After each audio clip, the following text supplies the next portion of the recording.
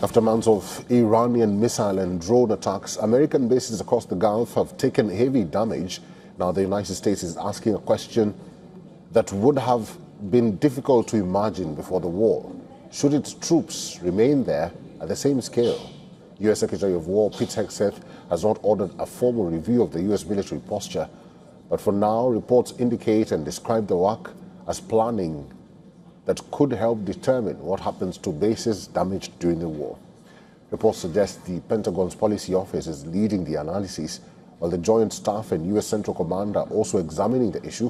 One possibility under consideration is to avoid rebuilding some Gulf bases in the same form they had before the war, or they were before the war.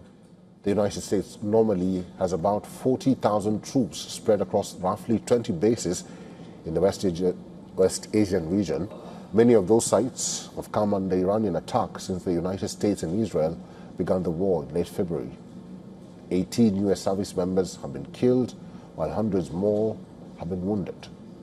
Another option being discussed is moving some troops and military infrastructure farther west, away from Iran.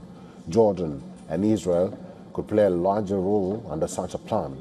The U.S. already operates several bases in Jordan, while American refueling aircraft have been stationed in Israel. Financial concerns are also shaping the Pentagon's deliberations. The Pentagon estimates that the war could cost around $37.5 billion by the end of September.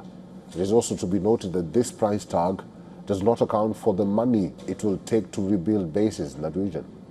But such a move will not be a simple military adjustment. It could alter the security calculations of governments across the Gulf.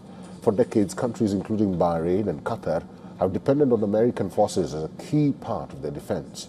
A U.S. drawdown could leave them more exposed to Iranian attacks and force them to look for other ways to protect their territory.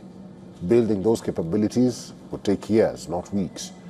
However, for Iran, a U.S. pullback from the Gulf would represent a significant political gain. Tehran has long opposed the large American military presence in the region and has repeatedly called for the United forces to leave. The war has already changed the security landscape.